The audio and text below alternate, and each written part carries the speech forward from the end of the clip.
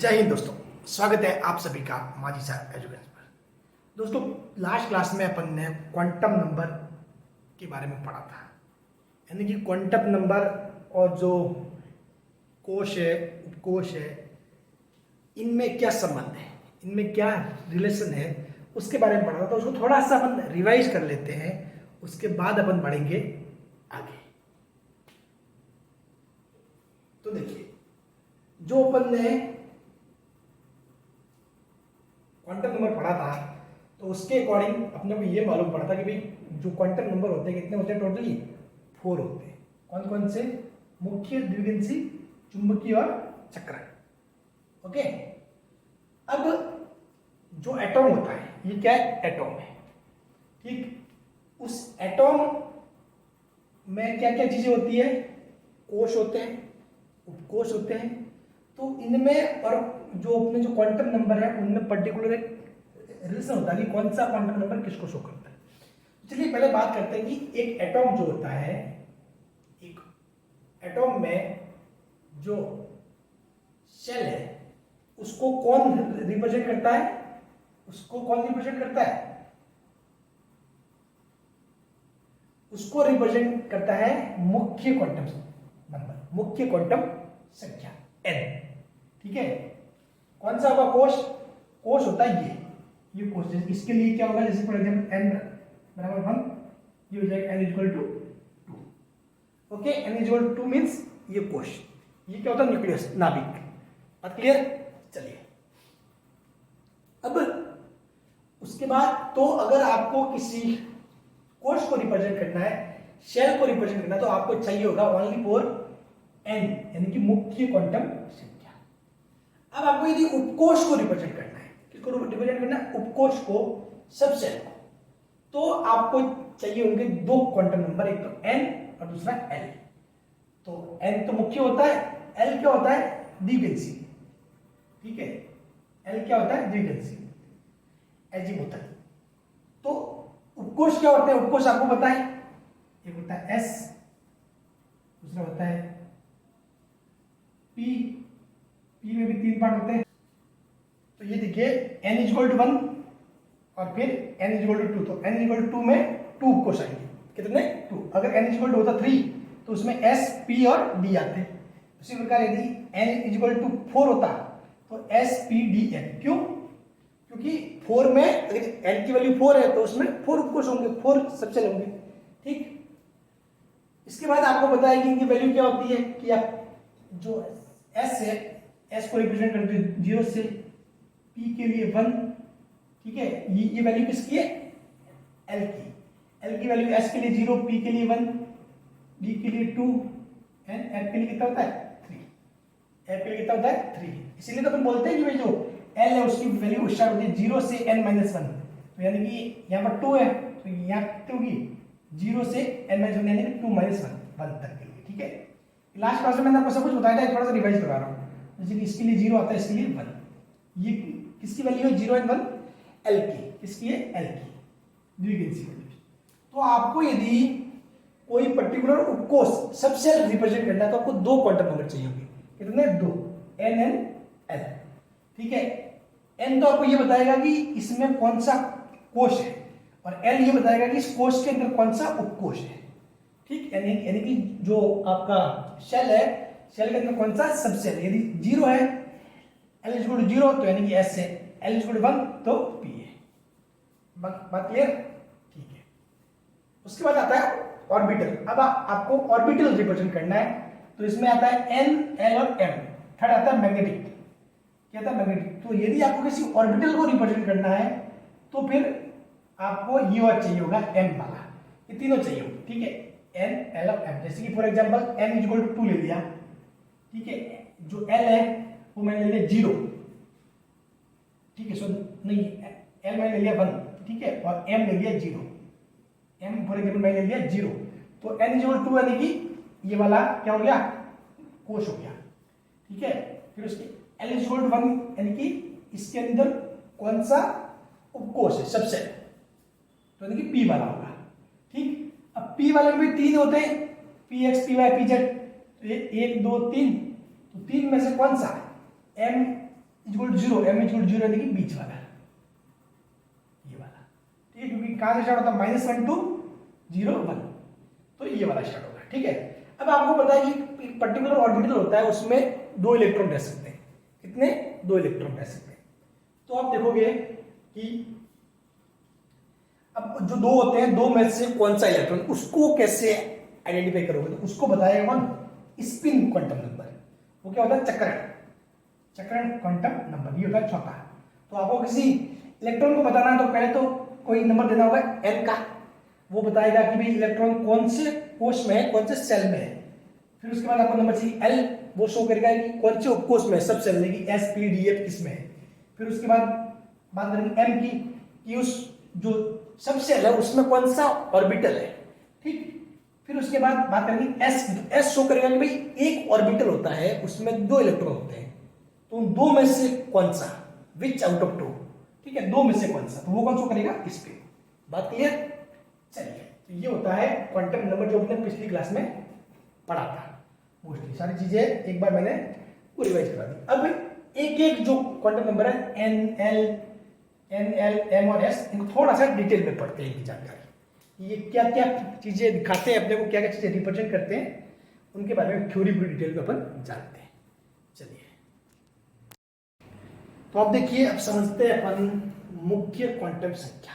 मुख्य क्वांटम संख्या से संबंधित रिलेटेड एक एक चीज अपन यहाँ पे समझेंगे। ये पूरी थ्योरी है, इसके अलावा एक्स्ट्रा कोई आपको नहीं पढ़ना है रिगार्डिंग मुख्य क्वांटम संख्या, यानी कि प्रिंसिपल क्वांटम नंबर। जो प्रिंसिपल क्वांटम नंबर है उसके रिगार्डिंग कोई अदर फैक्ट आपको नहीं पढ़ना है। कोई भी मैं आपको चीज ऐसे कोई रटने वाली नहीं बताने वाला, समझाऊंगा सारी चीजें, आपके खोपड़ी में घुस जाएगी, गारंटी, ठीक है। पहली बात तो कि मुख्य क्वांटम, एक बार बता दूं, अपन फिजिक्स में एक चैप्टर पढ़ेंगे बोर मॉडल, हाइड्रोजन एटॉम का बोर मॉडल। तो वहां पर ये क्वांटम सारा इसी का खेल है, जो लिखा हुआ है ना, सारा इसी का खेल है। वहां पर पूरा चैप्टर इसके अराउंड घूमता है, ये जो सारी लाइनें लिखी हुई है इसके अराउंड पूरा चैप्टर घूमता है, ठीक है। तो इसके रिगार्डिंग बहुत सारी बातें मिसेस भी हो सकती है, ठीक है, कि सर बोर मॉडल में वो होता आपने नहीं बताया, वो होता वो नहीं बताया, ठीक है। तो वो सब यहाँ बताने की जरूरत नहीं है, इसके लिए अपन अलग से फिजिक्स में वहाँ पे पढ़ेंगे, तो कोई दिक्कत नहीं, ठीक है। और आप भी पढ़ने वाले हो, पहले हमेशा कह जाते हो तो फिजिक्स तो पढ़ोगे, ठीक है। चलिए, और वो चैप्टर भी पढ़ोगे। तो अभी अपन ओनली फॉर रिलेटेड इस क्वांटम नंबर है, क्या मेन मेन चीजें हैं as a point of view of chemistry के पॉइंट से लिखना चाहिए, वो अपन देख रहे हैं, ठीक है। बाकी जब फिजिक्स में पढ़ेंगे तब तो बिल्कुल डिटेल में जाएगी। चलिए, तो पहली बात तो है कि इसको दिया किसने, बोर ने, ठीक है। बोर बोलो या बोर बोलो, जो भी है, किसने दिया इसको, बोर ने। अपने को नाम की पीछे ज्यादा नहीं भागना, वैसे भी ये पूछा नहीं जाता इतना, ठीक है, ऐसी चीजें नहीं पूछी जाती साइंस में, कभी भी ऐसे नाम वगैरह ऐसे नहीं पूछे जाते, ठीक है। तो बोर द्वारा प्रस्तावित, ठीक है, इसे स्मॉल एन से प्रदर्शित करते हैं, यानी कि रिप्रेजेंट करते हैं, यानी कि it is given by Bohr and we can represent by small n, okay. इसको किससे रिप्रेजेंट करते हैं, स्मॉल एन से। अब सबसे इंपॉर्टेंट पॉइंट, इलेक्ट्रॉन तथा नाभिक के बीच की दूरी अर्थात परमाणु का आकार, साइज को बताता है। एक्चुअली ये क्या करता है, ये जो न्यूक्लियस होता है नाभिक, और लास्ट में होता है एंड में इलेक्ट्रॉन, तो इन दोनों के बीच का डिस्टेंस शो करता है। इन दोनों के बीच का क्या करता है, डिस्टेंस शो करता है, ठीक है। इलेक्ट्रॉन तथा नाभिक के बीच की दूरी, यानी कि जो न्यूक्लियस है, न्यूक्लियस और जो इलेक्ट्रॉन है, इनके बीच की जो डिस्टेंस है उसको शो करता है कौन, प्रिंसिपल क्वांटम नंबर। अब डिस्टेंस शो करने का मतलब ये हुआ कि किसको शो कर रहा है, साइज को शो कर रहा है। जैसे फॉर एग्जांपल मान लिया कि ये इलेक्ट्रॉन यहाँ पर है, बाहर है, ठीक है, बाहर कोई इलेक्ट्रॉन है, मैंने मान लिया कि जो अपना एटॉम है, उस एटॉम में सबसे बाहर वाला कोई इलेक्ट्रॉन है, तो सबसे बाहर वाला कोई इलेक्ट्रॉन है, तो इसकी यदि मैं डिस्टेंस इस न्यूक्लियस से निकालूं तो वो तो साइज ही हो जाएगा, इसका साइज ही हो जाएगा ना, ठीक है। चलिए, तो ये किसको शो करता है, अर्थात परमाणु का आकार, अर्थात साइज को बताता है, ठीक है। किसको शो करेगा, साइज को, size of atom, atom size, ठीक है। और जो इलेक्ट्रॉन और न्यूक्लियस के बीच की डिस्टेंस को भी रिप्रेजेंट करता है, ठीक है। अब वैसे भी आपको बताया कि जो बोर ने बताया, तो बोर मॉडल किसके लिए सही है? सिंगल इलेक्ट्रॉन वाले जो एटॉम है उनके लिए राइट होता है। बात क्लियर? चलिए नेक्स्ट होता है कि कोश में उपस्थित इलेक्ट्रॉन की ऊर्जा को बताता है। यानी कि जो कोश होते हैं उसमें उपस्थित जो इलेक्ट्रॉन की ऊर्जा, यानी जो सेल है, सेल में जो इलेक्ट्रॉन होते हैं उसकी एनर्जी को शो करता है। सेल में जो इलेक्ट्रॉन होते हैं उसकी एनर्जी को शो करता है। यानी कि कहने का मतलब ये है कि आपको यदि किसी ने इस n की value they the, if you know the value of n, then you can find the size of atom and energy of electron in a particular shell. Okay? यानी कि आपको यदि किसी ने n का मान बता दिया, मुख्य क्वांटम संख्या, तो आप क्या कर सकते हो? उस परमाणु का आकार पता कर सकते हो और उस कोश में उपस्थित इलेक्ट्रॉन की ऊर्जा पता कर सकते हो। ठीक है, चलिए, तो ये होगी, ये मेन बात। 2 पॉइंट है, याद रखना, आकार और ऊर्जा, साइज एंड एनर्जी। ठीक है, आकार और ऊर्जा। आकार है, आकृति नहीं है, ध्यान रखना, आकार। अब उसके बाद ये K L M N, यानी कि N इज इक्वल 1 2 3 4 कोश के बारे में बताता है, यानी कि इट्स रिप्रेजेंट अबाउट, इसको शेल के बारे में रिप्रेजेंट करता है। कैसे कि भाई n इज इक्वल टू 1 है तो K बोल दोगे, n इज इक्वल टू 2 है तो L, n is equal to 3 है तो M, n is equal to 4 है तो N। सारी चीजें अपन ने डिस्कस किया है। ठीक है, एक बार एक थ्योरी के रूप में अच्छे से लिखने के लिए मैं आपको बता रहा हूँ ताकि आप चीजों को बार बार रिवाइज कर पाओ अच्छे से। ठीक, नेक्स्ट, ये थोड़ा पॉइंट मैंने इसको अच्छे से समझना। कोश में जो कोणीय संवेग होता है, कोणीय संवेग यानी कि एंगुलर मोमेंटम,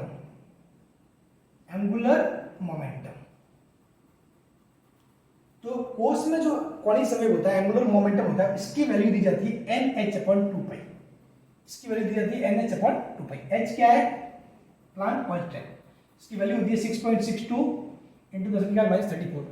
बहुत सारे इसको 6.64 भी लिखते हैं क्योंकि इसकी पूरा वैल्यू का 6.626 होता है ना, 6 को 6 के बदले में इसको आप थोड़ा बढ़ा सकते हो, तो एक्चुअली 6.64 तक ले सकते हो। ठीक है, जो भी है इंटू 10⁻34 ये होती है इसकी वैल्यू। पाई आपको पता है, n अपने क्या मुख्य क्वांटम नंबर है। ठीक है, तो ये किसको बताता है? एंगुलर मोमेंटम, कोणीय संवेग को। ठीक है, अर्थात ये कोणीय संवेग NH/2π द्वारा दिया जाता है। ठीक है, जो कोणीय संवेग है, एंगुलर मोमेंटम है, वो किस फॉर्मूले से दिया जाता है? NH/2π। समझ गए? तो ये 3 चीजें यहां से मालूम पड़ती है। कौन कौन सी चीजें? देखो, फर्स्ट, ये किसको शो करता है?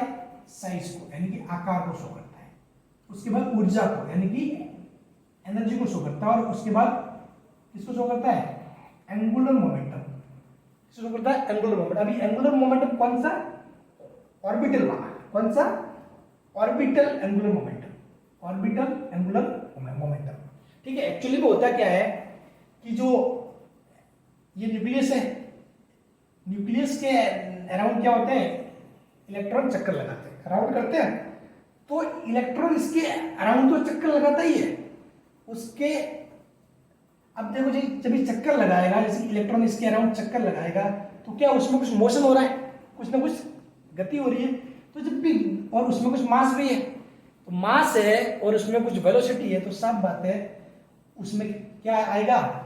मोमेंटम भी आएगा। लेकिन चूंकि ये क्या कर रहा है? गोल गोल घूम रहा है, यानी कि ये क्या कर रहा है? एंगल बना रहा है। दिस इज मेकिंग एंगल, कोण बना रहा है। ठीक है, ऐसे बना रहा है कोण, तो इसको बोलेंगे कोणीय संवेग, एंगुलर मोमेंटम। बात क्लियर? चलिए, अब देखो नेक्स्ट लाइन, ये नीचे वाली लाइन, n को चुंबकीय क्षेत्र की अनुपस्थिति में क्या करते हैं? तो एक्चुअली में चुंबकीय क्षेत्र यानी कि मैग्नेटिक फील्ड, तो जब मैग्नेटिक फील्ड एब्सेंट रहता है उस कंडीशन में अपन n की वैल्यू फाइंड कर सकते हैं। तो ऐसा मैग्नेटिक फील्ड से क्या मतलब? एक्चुअली में जब बोर का मॉडल अपन फिजिक्स में पढ़ेंगे ना, तो उस चुंबकीय क्षेत्र वहां नहीं आता। वहां फिजिक्स में अपन ओनली फॉर बात करेंगे किसकी?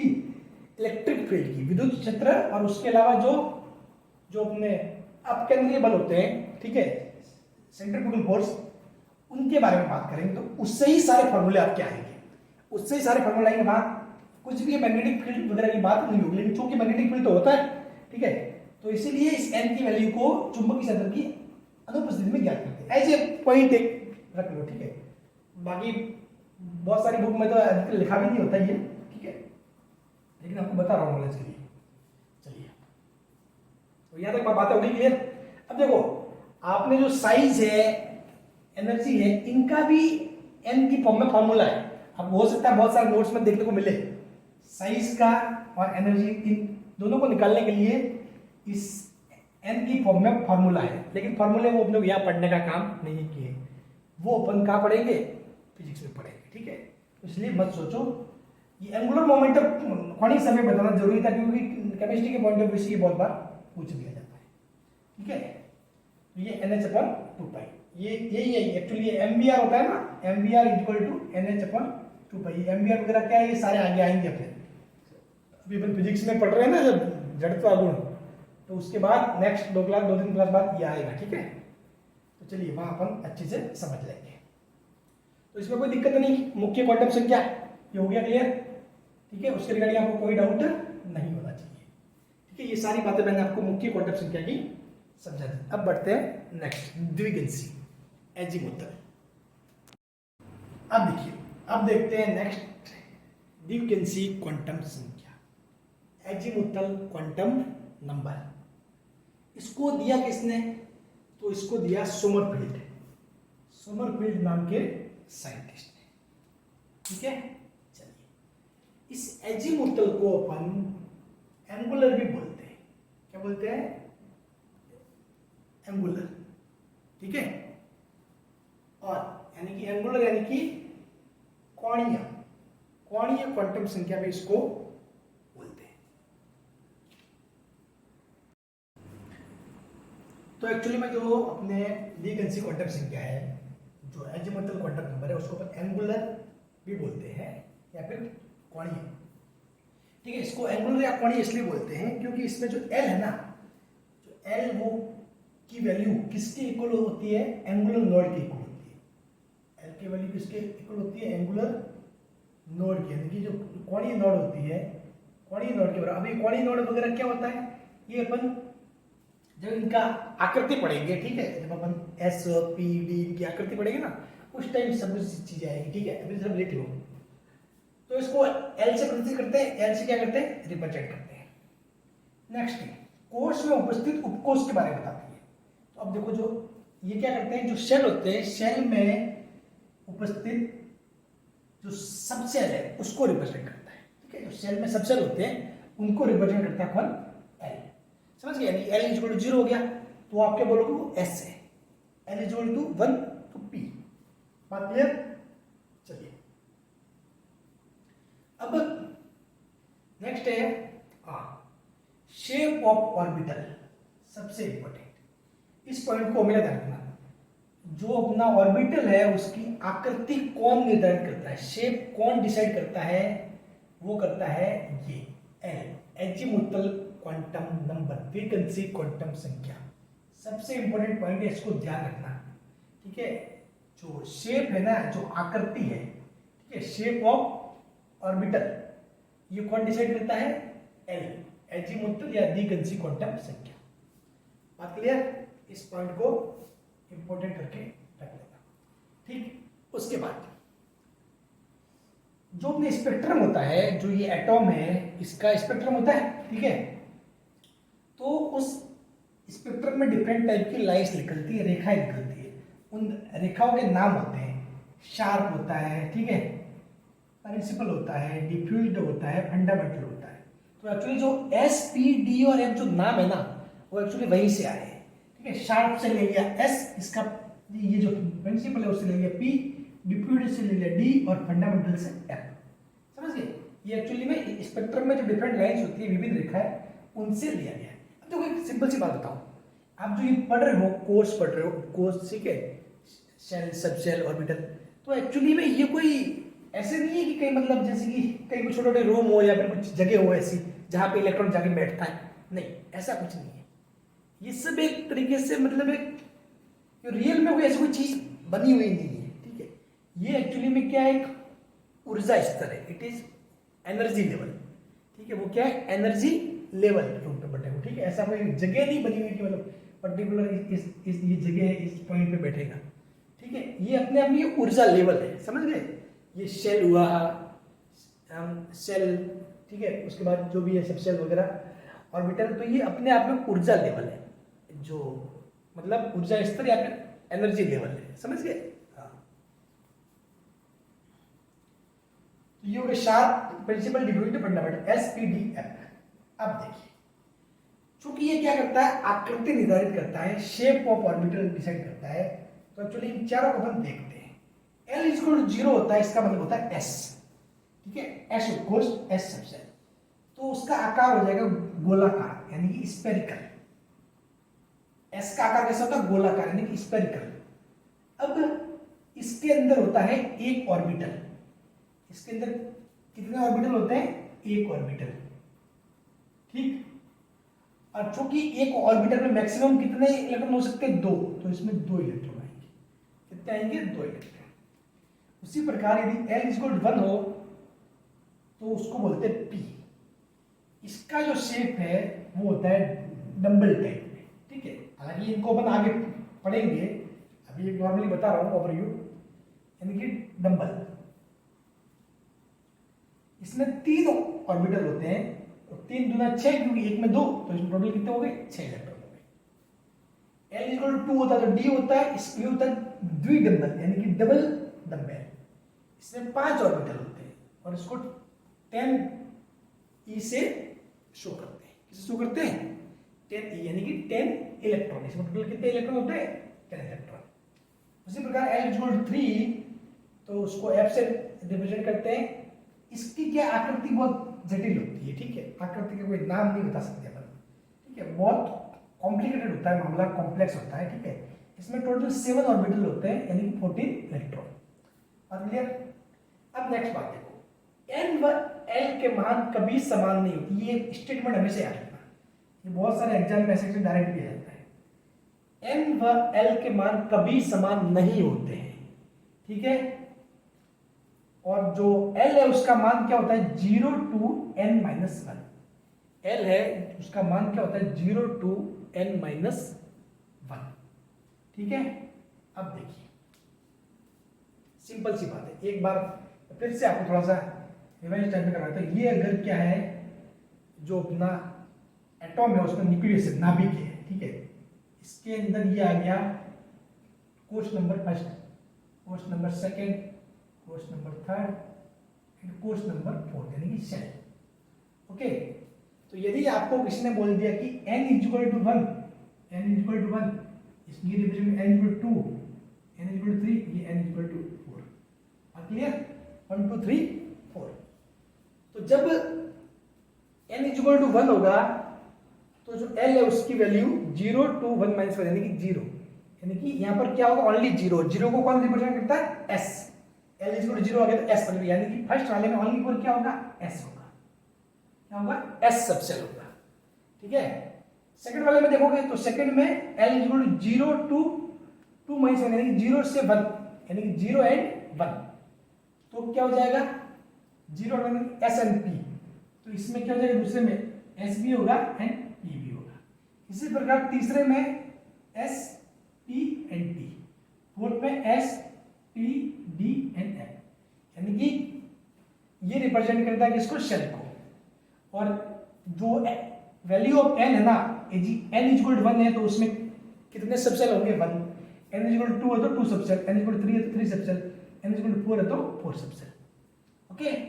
लेकिन इनकी वैल्यू क्या होती है, ये S है तो इसकी वैल्यू 0, यहाँ S and P है तो 0 and 1, S P D है तो 0 1 and 2, यहाँ S P D F है तो 0 1 2 and 3। अब वैल्यू ऑलवेज n से एक लेस आएगी, जैसे कि n = 4 है तो यहाँ 3 तक ही जा रहा है, समझ गए। रीजन क्या है, L की वैल्यू हमेशा 0 to n-1। अब यहाँ पे आप देख लो, किसी भी कंडीशन में n व L के मान समान नहीं है, n व L के मान समान नहीं। इसमें देखोगे तो इसमें जो L है वो 0 है, n 1 है, ठीक है। इसमें जो अपने पास जो n है वो 2 है, बाकी L 0 and 1 है, समझ गए। इसमें n क्या है, 3 है, तो ये 0 1 और 2 है, यानी कि कभी भी n और l के मान समान नहीं हो रहे। n 4 है तो बाकी सब इसके नीचे है, यानी 3 2 1 0, तो यानी कि कभी भी n व l के मान कभी समान नहीं होते, हमेशा ध्यान रखना। n always not equal to l, ठीक है, बात क्लियर। चलिए, तो ये हो गया खत्म अपना अजीमुथल क्वांटम नंबर, द्विगंशी क्वांटम संख्या। अब आगे कुछ डाउट आपको नहीं लेना चाहिए। और एक बात मैं आपको बताऊं, एक बात बताऊं सबसे इंपॉर्टेंट, आप लोग जो थ्योरी है ना, थ्योरी के लिए ज्यादा बुक में कहीं मैं जो पढ़ा रहा हूँ नोट्स उसी को फॉलो करो। अब आपके पास होगा कि आप लैब असिस्टेंट की तैयारी कर रहे हो तो आप बहुत सारे टेलीग्राम ग्रुप में जुड़े होंगे, मेरा टेलीग्राम ग्रुप में भी आप जुड़े हो, हालांकि मैंने भी वो नोट्स शेयर किए आपको, लेकिन मैं आपको दूंगा सलाह ये दूंगा कि एक्चुअली में आप मेरे से पढ़ रहे हो तो आपको वो नहीं पढ़ने का, वो नोट्स नहीं पढ़ने का, ठीक है ना, सीधी सी बात है, क्योंकि आप कंफ्यूज जाओगे, फिर एक बार उसमें देखोगे एक बार उसमें देखोगे। जबकि मैं क्या कर रहा हूँ, मैं जो आपके सामने नोट्स लेके आ रहा हूँ, जो पॉइंट्स लेके आ रहा हूँ, मैं ऑलरेडी 3 से 4 जगहों का रेफरेंस लेके ही बना रहा हूँ, ठीक है। तो जो भी मेन बातें हैं, मेन इंपोर्टेंट चीज है वो सारी आ रही है, कोई भी मिस नहीं हो रही है, ठीक है ना। और अगर कोई मिस हो रही है, आपको लग रहा है कि आपके किसी नोट्स में लिखी हुई मिस हो रही है, तो वो मैं जानबूझ के मिस की है कि वो आपके काम की नहीं हो सकती, ठीक है, समझ गए। इसीलिए आपके लिए मेहनत मैं कर रहा हूँ, आपको कहीं पे भी कुछ भी करने की जरूरत नहीं है। मैं हमेशा कोई या तो कोई काम नहीं करता और काम करता हूँ तो उसको पक्का करता हूँ, ठीक है, उसमें अपना 100% एफर्ट देता हूँ। ये नोट्स जैसे कि अब मैं आपको पढ़ाना है तो उसके लिए मैं भी थोड़े बहुत पॉइंट्स टाइप में लिखता हूँ, ठीक है, तो वो बिल्कुल मैं उसके पीछे, ये हो सकता है ये क्लास आपके लिए देखने की 40 मिनट की 50 मिनट की हो, लेकिन इसके पीछे 2 घंटे में ये सब कुछ चीज़ें लेने में उसमें वेस्ट हो जाता है, वेस्ट क्या मतलब उसमें लग जाता है टाइम, ठीक है। उसके अलावा ये क्लास को रिकॉर्ड करने में तो ये समझ लो कि आपको तो 30-40 मिनट की दिख रही है क्लास, ठीक है, उसके पीछे 3 घंटे लगते हैं, लगभग 3-3.5 घंटे के आसपास, ठीक है। तो आप अब मैं 3.5 घंटे के आसपास लगा रहा हूँ तो इसका मतलब पूरा मैटर आपको सफिशिएंट दे रहा हूँ, कोई दिक्कत नहीं है, आपको कहीं से भी कुछ ही नहीं करना, जो बता रहा हूँ वो पढ़ लो, गारंटी दे रहा हूँ, क्योंकि आप इधर उधर झाँकोगे ना टाइम ही वेस्ट होगा। अधिकतर जो इंटेलिजेंट बच्चे हैं ना, अधिकतर जो होशियार बच्चे हैं उनके सिलेक्शन ना होने के कारण ये होते हैं। और आपने देखा होगा सिलेक्शन अधिकतर जो एवरेज बच्चे होते हैं ना वो लेके जाते हैं। क्यों लेके जाते हैं? एवरेज बच्चे, जो एवरेज बच्चे होते हैं वो लाइफ में सबसे ज्यादा सक्सेसफुल होते हैं। रीजन ये होता है कि वो सब कुछ मतलब ऐसे सीखने की कोशिश नहीं करते, उनको जैसे कि ये टीचर मिल गया या एक बुक मिल गई तो उसको फॉलो करते हैं। और जो ज्यादा इंटेलिजेंट होते हैं वो क्या करते हैं, अरे यार यहाँ से तो सीख लिया, ये सर क्या बता रहे वो सीखता हूँ, ये बुक क्या बोल रही है वो सीखता हूँ, वो सीखता हूँ के चक्कर में इतना दिमाग में वो घुस जाता है कि उसके बाद एट द लास्ट जब एग्जाम आता है ना, तब आप ना तो कोई रिवाइज कर पाते हो, क्योंकि लिमिटेड पढ़ोगे, काम की चीज पढ़ोगे तो उसको एग्जाम टाइम में रिवाइज भी कर पाओगे, समझ गए। तो प्लीज फिजिक्स और केमिस्ट्री के रिगार्डिंग तो आप कहीं से भी कुछ भी नहीं देखना ही में, हाँ न्यूमेरिकल है तो आप कहीं से सॉल्व कर सकते हो, वो बात और है, बाकी थ्योरी के रिगार्डिंग कहीं भी आपको हाथ पैर नहीं मारने, ठीक है। चलिए एक बात मुझे आपके साथ शेयर करनी थी कि ये जो जैसे कि फॉर एग्जांपल अपना जो क्या होता है, ये होता है एटॉम, ठीक है, ये क्या होता है, एटॉम होता है, एटॉम के अंदर होता है न्यूक्लियस, ठीक। तो जो न्यूक्लियस होता है, और इसको मैं थोड़ा दिखा देता हूँ,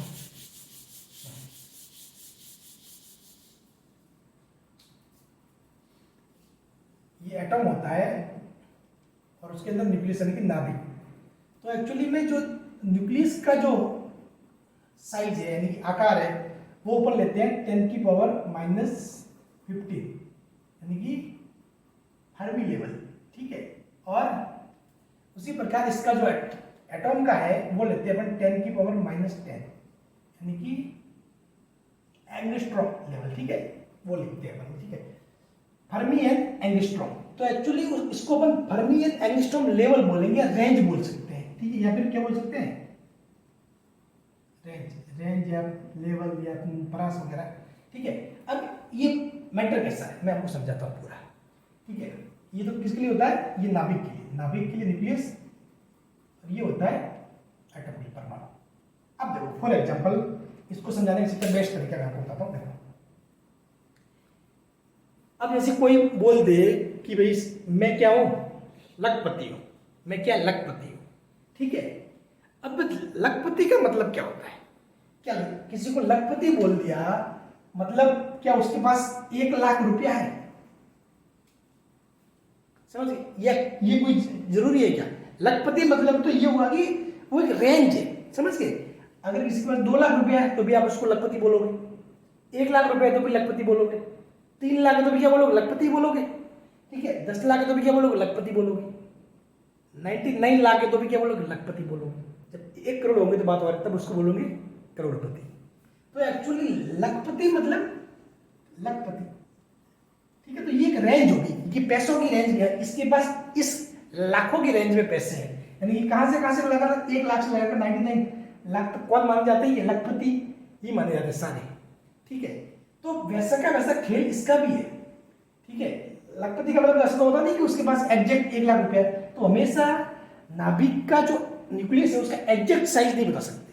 जैसे कि आप बोलोगे 10 की घात माइनस 15 इसका साइज है, नहीं, इसका साइज 10 की घात माइनस 15 नहीं है, 10 की घात माइनस 15 रेंज का है, यानी कि कुछ भी वैल्यू होगी 9 इंटू 10 की पावर माइनस 15 कुछ ऐसा कुछ भी। ठीक है, उस रेंज में आता है, 10 की पावर माइनस 15 के आसपास उस रेंज में आता है, समझ गए? ठीक है, एग्जैक्ट 10 की पावर माइनस 15 नहीं है, एग्जैक्ट 10 की पावर माइनस 15 का मतलब ये हो गया कि 1 इंटू 10 की पावर माइनस 15 मीटर। ठीक है, तो ऐसा नहीं है। उसी प्रकार इसके लिए 10 की पावर माइनस 10 तो ये एक रेंज है, समझ गए? पर्टिकुलर आपको बोले कि एग्जैक्ट तो एग्जैक्ट साइज तो निकाल ही नहीं पाए, एक्चुअली साइंटिस्ट एग्जैक्ट साइज तो निकाल ही नहीं पाए। ठीक है, 10 की पावर माइनस 10 रेंज में है, उस रेंज में लिमिट में है, 10 की पावर माइनस 15 वाली जो रेंज है उसमें है, समझ गए? बात क्लियर? ठीक है, तो ये डाउट आपको नहीं लेना चाहिए। ठीक है, हमेशा एग्जाम में सवाल भी पूछा जाएगा तो ऐसे करके पूछा जाएगा कि भाई नाभिक का आकार किस कोटि का होता है या किस रेंज का होता है, समझ गए? इसी प्रकार जो अपने एटॉम है उसका आकार किस कोटि का होता है ये नहीं पूछा जाएगा कभी भी कि भाई एग्जैक्टली क्या मान होता है, समझ गए? क्या मान होता है, समझ गए? कि भाई 10 की पावर माइनस 15 लिख दिया फिर तो रॉन्ग हो जाएगा एक्चुअली में। बात क्लियर? ये बात आपके साथ शेयर करनी थी। ठीक है, तो ये बेसिक बहुत सारी चीजें हैं जो आपको पता रहनी चाहिए। तो ये पॉइंट समझ में आ गया? समझ में आए तो फिर मजा आ गया तो कमेंट जरूर कर देना। चलिए बढ़ते हैं आगे। अब देखिए बात करते हैं मैग्नेटिक क्वांटम नंबर, चुंबकीय क्वांटम संख्या। इसको दिया किसने? लिंडे भाई साहब ने। ठीक है, रियल नाम लिंडे ही है एक्चुअली में, ठीक है? कहीं पे लिंडे लिखा होगा, कहीं पे कुछ भी, ठीक है? अपने को नाम से उतना मतलब नहीं है, जस्ट फॉर रेफरेंस लिंडे नाम के भाई साहब थे साइंटिस्ट, उन्होंने दिया। इसको एम से रिप्रेजेंट करते हैं। किससे रिप्रेजेंट करते हैं? एम से। ये क्या करते हैं? जीमेन इफेक्ट को सिद्ध करता है। जीमेन इफेक्ट होता है, उसके बारे में ये बताता है। This quantum number have some relation with Zeeman effect. ठीक है, यानी कि जीमेन इफेक्ट क्या करता है? जीमेन इफेक्ट को सिद्ध करता है। ठीक है, एग्जाम में पूछा जा सकता है कि भाई कौन से क्वांटम नंबर का संबंध या फिर रिलेशन जीमेन इफेक्ट के साथ है? वो है मैग्नेटिक क्वांटम नंबर, चुंबकीय क्वांटम संख्या। किसने दिया था? लिंडे भाई साहब ने। अब मेन बात आती है यहाँ पर, ये जो 2 पॉइंट है ना, इनको खोपड़ी में बिठाना है। जैसे देखो, उपकोषों के अभिविन्यास की संख्या, उपकोषों के अभिविन्यास की संख्या, उपकोषों के अभिविन्यास को नहीं बताता है, ये उपकोषों के अभिविन्यास की संख्या को बताता है, यानी कि number of orientation of subshell, number of orientation of subshell. उसी प्रकार ओरिएंटेशन किसका शो करता है? ओरिएंटेशन ऑफ ऑर्बिटल्स, यानी कि ऑर्बिटल्स का ओरिएंटेशन शो करता है, यानी कि डायरेक्शन ऑफ ऑर्बिटल, यानी कि दिशा, उसको शो करता है। ओरिएंटेशन ऑफ ऑर्बिटल यानी कि डायरेक्शन ऑफ ऑर्बिटल। ठीक है, यानी कि जो आपके सबसेल है उनके तो जो ओरिएंटेशन है उनके number of orientation of subshell, कि एक सबसेल में कितने ओरिएंटेशन होंगे, जबकि ऑर्बिटल के ओरिएंटेशन को बताना डायरेक्टली। ठीक है, ओरिएंटेशन ऑफ ऑर्बिटल, समझ गए? हाँ, तो इसके लिए ओनली फॉर नंबर, नंबर को रिप्रेजेंट करता है, जबकि अब जैसे फॉर एग्जांपल ये देखो यहाँ पर ये जो है टोटल नंबर है, जैसे -1 0 1, ये क्या है नंबर है एक्चुअली में, ठीक है, कि भाई कितने नंबर ऑफ ओरिएंटेशन होंगे, तो P में कितने हैं 3 है, P में कितने 3, D में कितने हैं नंबर ऑफ ओरिएंटेशन 7, जबकि उसके अंदर इंडिविजुअली -2 -1 0 +1 +2 ये क्या करते हैं, जो आपका ऑर्बिटल होता है उसके ओरिएंटेशन को बताते हैं, समझ गए, ऑर्बिटल होता है उसके ओरिएंटेशन को बताते हैं, ठीक। चलिए तो अब देखो, तो इन 2 पॉइंट को ध्यान रखना, ठीक है, ओरिएंटेशन ऑफ ऑर्बिटल या फिर डायरेक्शन ऑफ ऑर्बिटल और number of orientation of subshell, ठीक है।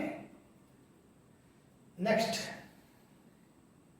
स्मॉल n यानी कि मुख्य क्वांटम संख्या के दिए गए मान के लिए m के कुल मान n स्क्वायर, n के दिए गए मान के लिए m के कुल मान n स्क्वायर, m किसको रिप्रेजेंट करता है, ऑर्बिटल को रिप्रेजेंट करता है, तो यानी कि यदि कोई कोश है या शेल है जिसकी वैल्यू जो n है वो आपको पता है, तो उसमें कितने ऑर्बिटल होंगे n स्क्वायर, उसमें ऑर्बिटल कितने होंगे n स्क्वायर, ठीक है।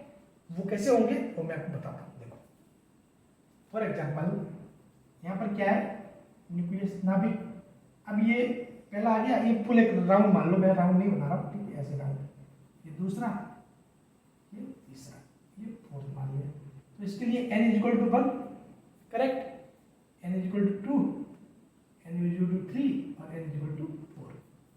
तो इसमें आप देखो इसमें क्या होंगे, ओनली फॉर s होता है, इसमें s एंड p, अब p के अंदर कितने होते हैं 3 होते हैं टोटल, उसी प्रकार इसमें देखोगे तो s p एंड d तक होंगे, ठीक है, क्योंकि n में 4 में 4 होंगे, s p d and f तक, ओके। अब देखो इसमें होता है जो s वाले होते हैं इसमें तो सभी में क्या तो बंद होते हैं, फिर उसके बाद जो p वाले होते हैं उसमें कितने होते हैं 3 ऑर्बिटल होते हैं, 3 ऑर्बिटल, जो d वाले होते हैं ये वाले इसमें कितने होते हैं 5 ऑर्बिटल, ठीक है, और f वाले में कितने होते हैं 7। तो अब आप देखोगे यहाँ पे कितने हो रहा है टोटल 1, यहाँ पे टोटल जो ऑर्बिटल है 4, टोटल ऑर्बिटल कितना हो गया 9 और टोटल ऑर्बिटल कितना हो गया 16, ठीक है, 7 और 5 12, 12 और 4 16। तो अब देखो ये क्या हो रहा है, 1 का स्क्वायर 1, 2 का स्क्वायर 4, 3 का स्क्वायर 9, 4 का 16। तो यानी कि जो आपको यदि n की वैल्यू पता है कि मैं दे दूं n = 3, तो उसके अंदर टोटल ऑर्बिटल कितने होंगे 3 का स्क्वायर 9, यानी कि n का स्क्वायर 9, तो 9 ऑर्बिटल होंगे। तो ऑर्बिटल को कौन रिप्रेजेंट करता है, ये तो करता है मैग्नेटिक क्वांटम नंबर m के कुल मान, यानी कि n के दिए गए मान के लिए m के कुल मान, ठीक है, यानी कि यदि आपको n की वैल्यू दी हुई है तो उसमें कितने ऑर्बिटल होंगे वो कौन रिप्रेजेंट करता है, m रिप्रेजेंट करता है, तो उसकी वैल्यू आप निकाल सकते हो, m = n square, m = n square. उसी प्रकार l के लिए दिए गए मान के लिए m के कुल मान 2l + 1, l के लिए दिए गए मान के लिए m के कुल मान कितने 2l + 1।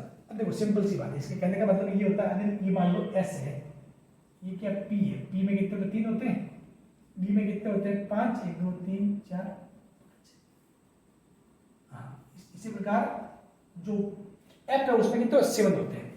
तो ये क्या है, l के दिए गए मान के लिए m के कुल मान, ठीक है। तो अब देखिए d जो s है उसके लिए जो l का मान कितना होता है 0, इसके लिए l का मान 1, इसके लिए l का मान 2, ठीक है। तो यदि l = 2 ले लो फॉर एग्जांपल, तो 2 × 2 + 1 यानी 2 × 2 4 + 1 यानी 5, तो यानी टोटल इसमें कितने होंगे 5 ऑर्बिटल होंगे, तो 5 है 1 2 3 4 5, बस बात क्लियर। तो यानी कि आपको यदि l की वैल्यू दी हुई है तो भी आप जो m है उसके मान निकाल सकते हो, 2l + 1, यानी कि ये कह रहा है कि यदि जो आपको उपकोष है सबसेल है उसके रिगार्डिंग दे दिया तो आप उस सबसेल में टोटल कितने ऑर्बिटल होंगे वो आप निकाल सकते हो, किससे 2l + 1। इसी प्रकार यदि आपको शेल के अंदर n का मान दिया हुआ है तो उस शेल में टोटल कितने ऑर्बिटल होंगे, n²। ठीक है, बात क्लियर। चलिए, ये क्वांटम नंबर है ना, मैंने जब से स्टार्ट किया तब से आप इन चीजों को बार बार रिवाइज करो। क्वांटम नंबर सबसे इंपॉर्टेंट है। अगर क्वांटम नंबर समझ में नहीं आया तो आगे बहुत सारे रूल्स है वो भी समझ में नहीं आएंगे, थोड़ा बहुत मुश्किल होगा। ठीक है, 3 से 4 रूल्स है अपने, ठीक है, सिलेबस में भी है। उसके अलावा जो आवर्त सारणी वगैरह है तो वहां भी, और फिर बहुत सारे जो ऐसे जो मैटर है जो यानी कि केमिस्ट्री को मिला के मतलब एक थोड़ा सा वीक पॉइंट रह जाएगा। तो इसीलिए मैं क्वांटम नंबर पे बहुत ज़्यादा फोकस कर रहा हूँ। ठीक है, एक एक बात को समझेंगे ताकि ये सब कुछ आगे जाके डिसाइड करने वाले हैं अपन, जो भी अपन जो आयनन विभव, इलेक्ट्रॉन बंधुता, इन सभी में इनका बहुत बड़ा रोल होगा। ठीक है, हाँ, क्योंकि इनसे ही अपन क्या पढ़ेंगे, इलेक्ट्रॉनिक विन्यास पढ़ेंगे, समझ गए। फिर उसके ऊपर कुछ रूल आएंगे। तो ये क्वांटम नंबर सबसे इंपॉर्टेंट है, इसलिए इसको समझना अच्छे से। इसके बाद एक और आएगी क्लास, नेक्स्ट क्लास में न्यूमेरिकल वगैरह लेंगे, तो उसमें जाके मैं क्वांटम नंबर को खत्म करूंगा। ठीक है, हाँ, आज का ये खत्म नहीं होगा। चलिए, यह तक समझ गए। अब देखो इसके लिए है क्या, कोई बड़ी बात नहीं है। मैंने आपको जितना समझने के लिए जो जरूरी चीज है ना सारी बता दी है। बस आप इस वीडियो को बार बार देखो, दिमाग खोल के मैं क्या कह रहा हूं उस पर फोकस करो। ठीक है, मैं क्या बोलता हूं उस पर हमेशा फोकस किया करो। ठीक है, मैं जब भी कुछ पॉइंट लिख के समझाता हूँ, अच्छा ये तो मैं क्या बोल रहा हूँ उस पर हमेशा फोकस किया करो। ठीक है, अब क्लियर समझ जाओगे। अब देखो पी उपकोष है, पी सबसेल है, तो पी सबसेल में एक्चुअली वैल्यू कहां से कहां तक होती है, जो m की -0, क्योंकि ये होता है -L से स्टार्ट हो गए पॉजिटिव का है -2 + L। ठीक है, तो यानी कि p के लिए क्या होती है, L की वैल्यू 1, तो ये -1 0 1। उसी प्रकार d के लिए 2 होती है, तो -2 -1 0 +1 +2।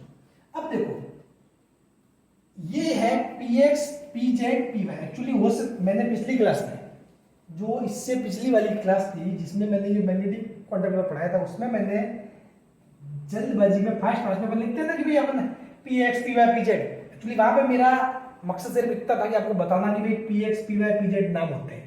ठीक है, तो उसको आप थोड़ा सा मतलब चेंज कर देना।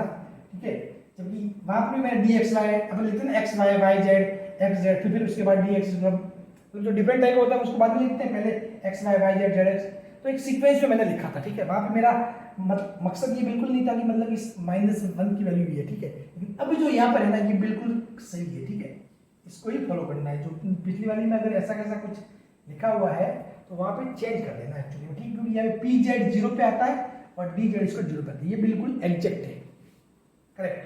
ठीक है, वैसे बहुत सारी बुकों में आपको रॉन्ग ही मिलेगा। ठीक है, बाकी रियल ये है। px -1 को कौन शो करता है, px।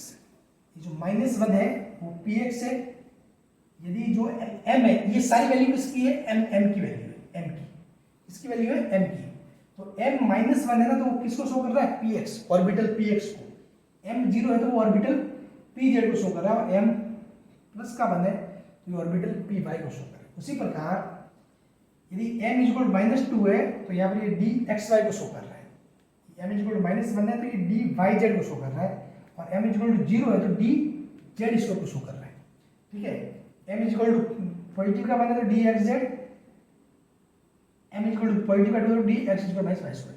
बाकी तो चीजें खैर इतना भी पूछा नहीं गया, लेकिन इन दोनों के रिगार्डिंग एग्जाम में क्वेश्चन भी आ रखे हैं।